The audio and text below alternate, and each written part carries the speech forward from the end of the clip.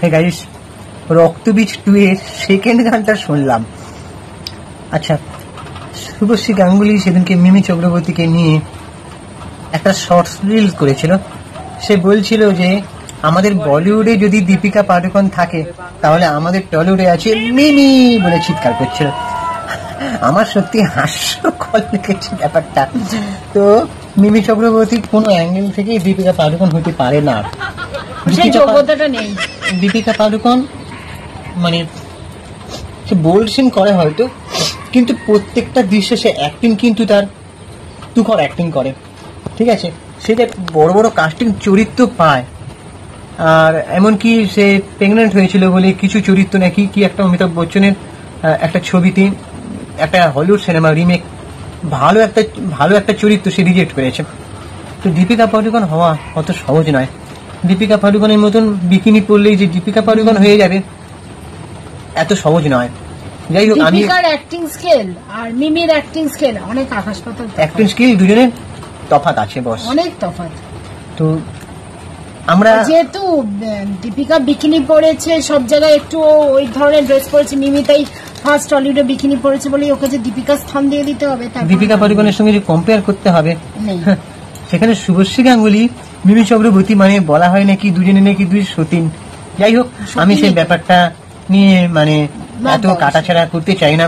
বিভিন্ন পাবলিকরাই কমেন্ট সেকশনে বা পোস্টে বা ভিডিওতে বলতে শুনেছি যে মিমি চক্রবর্তীর সঙ্গে নাকি অ্যাকচুয়ালি রাজ চক্রবর্তীর মানে একটা সম্পর্ক ছিল।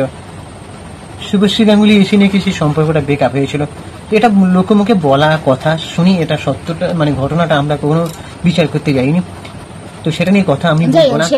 তো আজকে শুভশ্রী মিমির সঙ্গে যেরকম ভাবে একসাথে ভিডিও করছে, তারপরে মিমি চক্রবর্তী আবার শুভশ্রীকে চুমু খেয়ে বলছে যে লেডি সুপারস্টার। তো হাস্যকর লেগেছে ব্যাপারটা।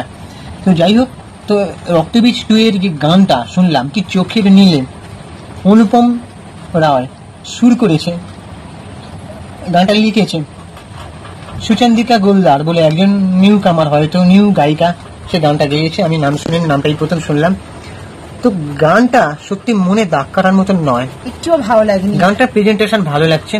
মিমিকে যে বিকিনি পুরিয়ে যে সাজানো হয়েছে, মানে হট লুকটা দেওয়া হয়েছে, তাকে ভালো লাগছে দেখতে। কিন্তু সে দীপিকা পাডুকোন হয়ে গেল সেটা নয়, কিন্তু তাকে দেখতে ভালো লাগছে। তার যে ড্রেস, তারপরে হচ্ছে প্রেজেন্টেশন, সিনেমাটোগ্রাফি, সমুদ্রের মধ্যে যেভাবে সি বিচের মধ্যে যেভাবে মানে সাজিয়েছে, প্রেজেন্টেশনটা করেছে, তার মধ্যে শুট করা সত্যি খুব ভালো লাগছে।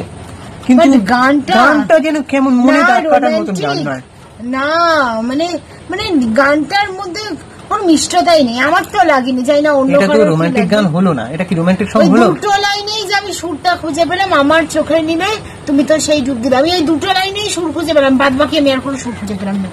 এটা আমার নিজস্ব ওপিনিয়ন। হ্যাঁ, আপনাদের সঙ্গে মত আমাদের নাও মিলতে পারে। তো আমি যেটা বলছিলাম যে অনুপম রয়ের গান তো এরকম হয় না।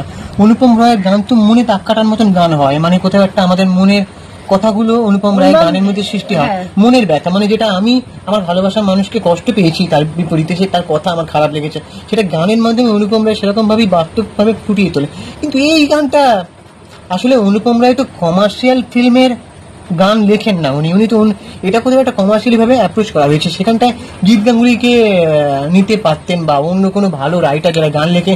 প্রসেন খুব ভালো গান লেখে, কিন্তু প্রসেন, তারপরে প্রিয় চট্টোপাধ্যায় কিন্তু ভালো গান লেখে। প্রিয় চট্টোপাধ্যায় গান লিখতে হবে জানো তো, আগের সিনেমাগুলোতে প্রিয় চট্টোপাধ্যায় ওনারা কোথাও একটা হারিয়ে গেছে। যাই হোক, তাদেরকে আনা দরকার বলে আমার মনে হয়। তো কোথাও একটা গানটা জমলো না, মানে এটা রোমান্টিক গান। এই গানটা তো মানে কাউকে ডেডিকেটও করা যাবে না, এমন গান, মানে রিলস বানানোর মতনও মনে হচ্ছে না যে এই গানটা রিলস বানাবো না। তারপরে যেটা বলতে যাচ্ছিলাম সেটা হচ্ছে শিবু নন্দিতা, মানে শিবপ্রসাদ নন্দিতা রয়, এনাদের সিনেমার গানগুলো কিন্তু যথেষ্ট ভালো হয়।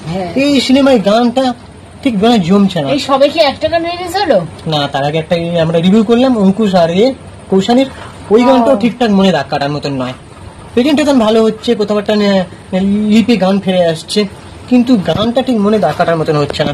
যাই হোক, এর থেকে রঘু ডাকাতের গানটাও মানে ওই যে সেকেন্ড গানটা ঝিলমিল লাগে রে, ভালো লাগছে, কিন্তু শুনতে বেশ ভালো লাগছে। আমাদের দেবী চৌধুরানীর যে ফিল্মটা আসছে তার যে মানে আমাদের কাজী নজরুল ইসলামের যে লেখা কবিতাটা, কি কবিতাটা যেন, দুর্গমগিরি কান্তকমরি দুষ্কর সেইটা কি পারাবারে। সুন্দর গানটা, ওটা তো একটা কবিতা, গানটা জাস্ট বেরিয়ে গেছে তো, গানটা রিলিজ হয়ে গেছে। যাই হোক, হ্যাঁ। ওটা নিয়ে আমি বলছি না, ওটা তো ওটাও কত সুন্দর লাগছে। ওইটা তো ঐতিহাসিক সিনেমার গান, ওটা তুমি এই সিনেমার কম্পেয়ার করো না। দেবী চৌধুরানী একটা না আলাদা না, টাইপের আমি সিনেমা, সেটা ঐতিহাসিক বলছি না, সিনেমা।